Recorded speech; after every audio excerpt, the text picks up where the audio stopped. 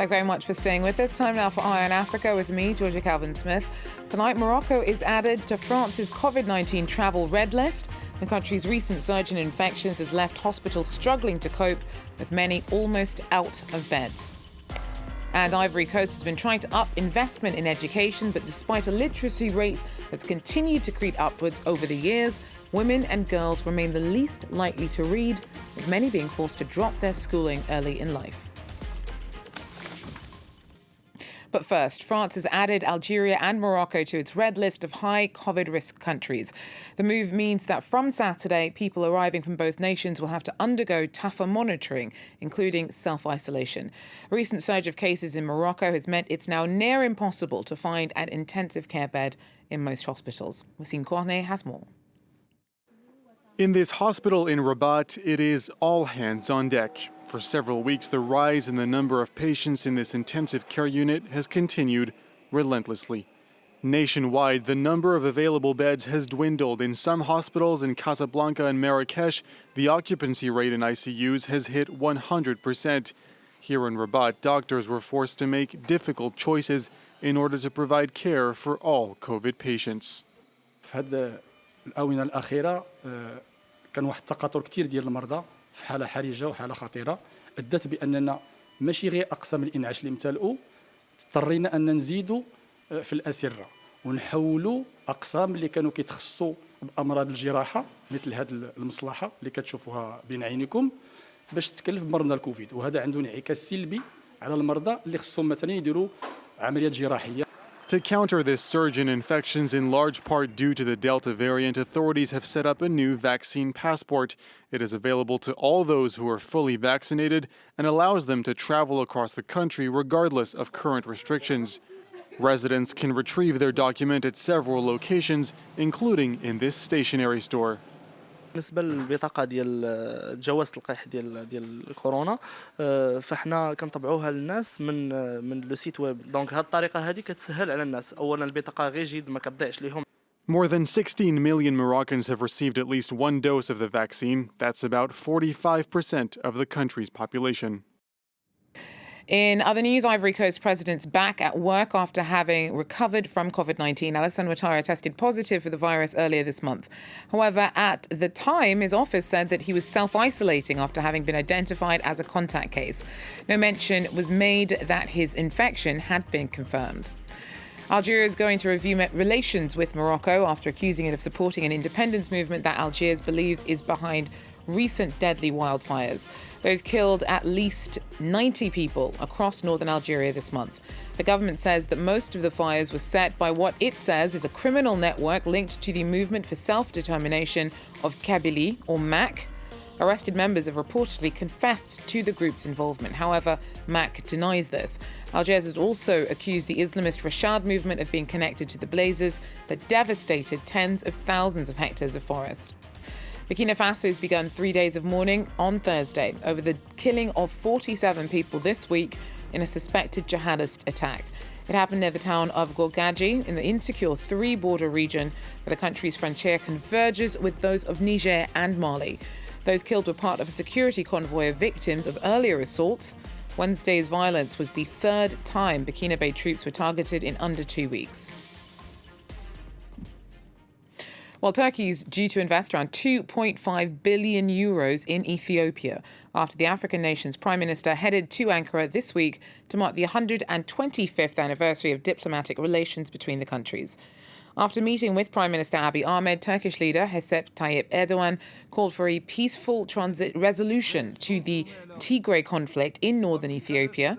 On Thursday, the UN also warned that the spreading war, in which thousands have been killed, has caused hellish humanitarian conditions.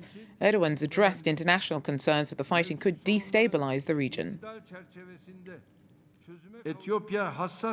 Ethiopia is going through a sensitive period. We discussed the developments and the latest situation in the Tigray region. The peace, tranquility and integrity of Ethiopia, which has a strategic location and importance in Africa, is important to us. We attach great importance to the resolution of existing problems within the framework of temperance and the preservation of peace and stability in the region. büyük önem atfediyoruz. Well, Nigeria says that it could lift its ban on Twitter before the end of the year. There was international condemnation when access to the microblogging site was suspended in the country in June after it removed a tweet from President Muhammadu Buhari that threatened violence against secessionists. Abuja says it's made 10 requests to Twitter and has reached an agreement on most points, but is waiting for a response over final issues that include a demand that the organisation set up a local office, pay taxes in Nigeria, and work more closely with the government in regulating content. Staying with Nigeria, it's brought in an historic oil and gas bill that will overhaul the management of the resources for the continent's largest crude producer. The Petroleum Industry Bill, which was signed into law this week, has been decades in the making and is expected to attract more foreign investment and help communities in oil-producing states benefit more from the exploitation of their land. It is a step in the right direction, but some critics say it still doesn't go far enough. Samuel Okoye with more. The new oil industry law is a new regulation that guides the oil industry as to how they operate in Nigeria. Oil is very important in Nigeria as it accounts for about 90% of Nigeria's export earnings. The oil industry has operated in Nigeria for about 60 years, and there have been no clear guidelines as to how they should operate. Many have clamored for a legal framework that will guide the oil industry as to how it operates. It is now said that the jinx has finally been broken. The new law is being received with mixed feelings. Some people are saying that it is the best thing to happen to the oil industry in Nigeria. The oil industry itself is one of the key beneficiaries of this new law. The royalty has been increased from $35 per barrel to $50 per barrel. Also, taxes, especially for offshore oil exploitation, has been substantially reduced. Many people are saying that the new fiscal framework will make the oil industry, will make investments in the oil industry very attractive. Nigerians will invest, foreigners will invest, and this will make the oil industry grow larger and create a lot of employment in the industry. But in the Niger Delta region, where Nigeria's oil is coming from, there's a lot of anger in the area. Some people are calling for an urgent amendment to this new law. People there are angry that they are being offered 3% of Nigeria's oil profits. They said this is not just enough. This is coming at a time communities in the region are calling for a complete control of their oil resources. In the last 60 years, there have been crises in the Niger Delta region on the operations of the oil industry. Communities have protested about pollution, human rights abuses. There have been lots of litigation in courts, both in Nigeria and abroad. And some people had expected that maybe this new law will end this crisis. But now it seems the law has not ended the crisis, and potentially it could create a fresh crisis in the region because the people there are unhappy, and the agitation against the oil industry and its operation is likely to grow in the Niger Delta region. Sam Olokoye there for us. And finally, Ivory Coast has been trying to up investment in education, but despite a literacy rate that's continued to creep upwards over the years, women and girls remain the least likely to read and face cultural and social hurdles that are often tough to overcome. Our team reports.